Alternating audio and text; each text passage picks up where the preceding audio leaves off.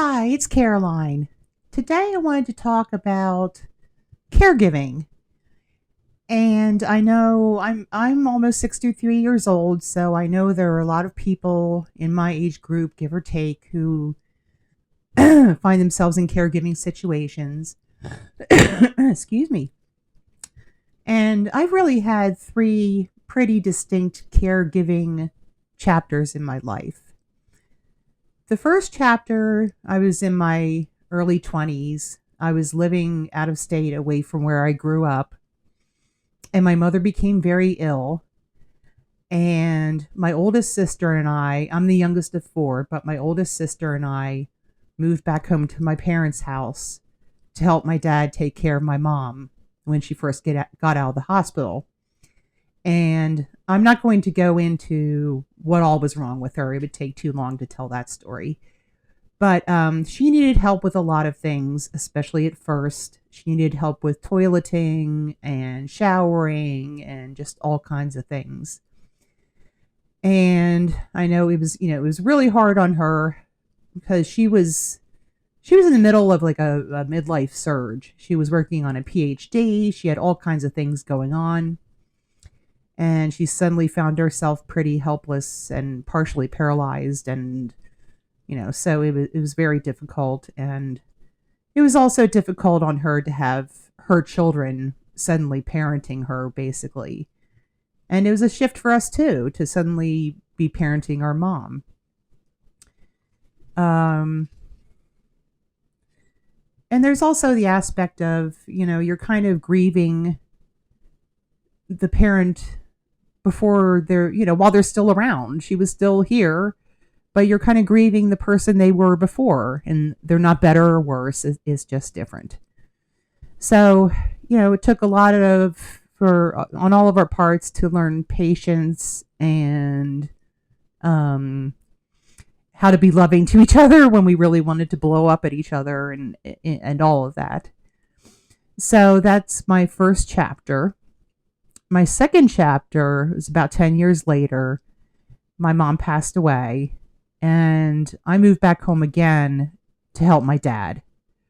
Mostly emotionally, he was an emotional wreck. They had been married for 44 years, and my mother was gone. And just to help with everyday household things, because he was a brilliant engineer and knew how to design satellites and all kinds of things like that, but he didn't know how to do things like work a washing machine. So, and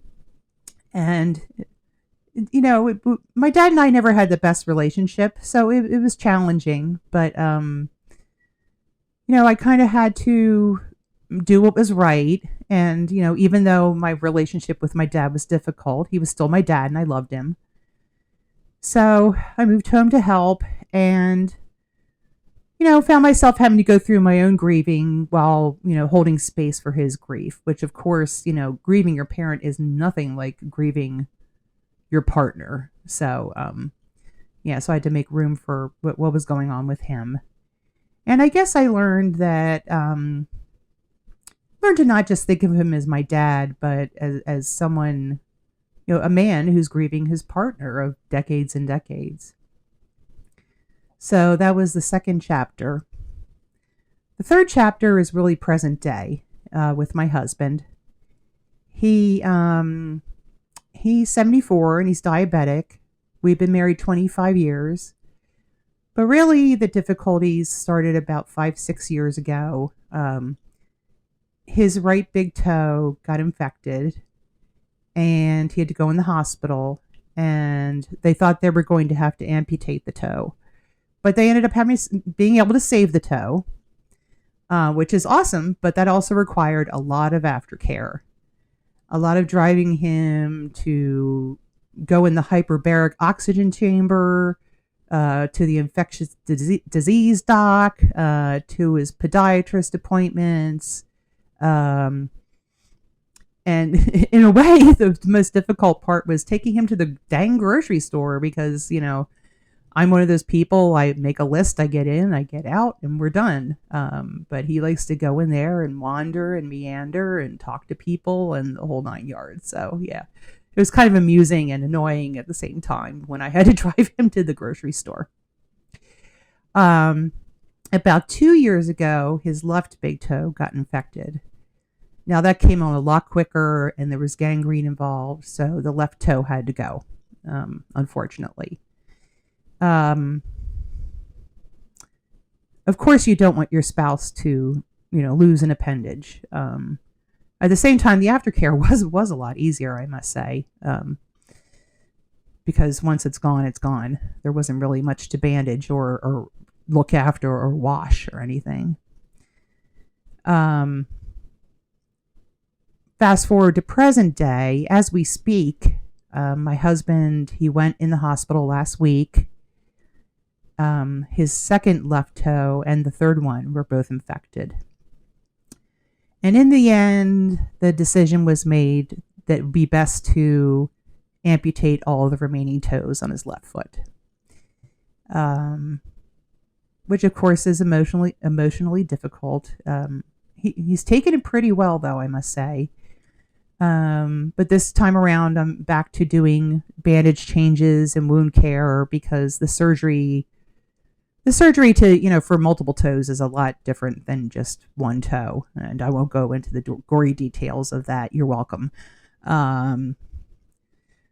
But yeah, it's been a lot of work, and he just got home a few days ago. So it's a lot of chaos going on. But, I guess at this point, caregiving has become a way of life with my husband. This is going to be an ongoing thing. Like I said, he's 74 and diabetic, and things are going to happen down the line, I'm sure. And, I've just had to accept that. And also, I think I've learned this time around, I'm a pretty strong person, but being strong doesn't mean I have to martyr myself. I can, just take one thing at a time, take things slowly. Not everything has to get done at once. The sky isn't going to fall if not everything gets done at once. So I'm learning to take better care of myself in this particular situation than I did in past situations with him. So those are really my 3 caregiving stories. The third, the third to be continued. So let me know in the comments. I'm sure there are a lot of you out there that have caregiving stories of your own. Let me know what you want to talk about. And thanks for watching, and have a fabulous day.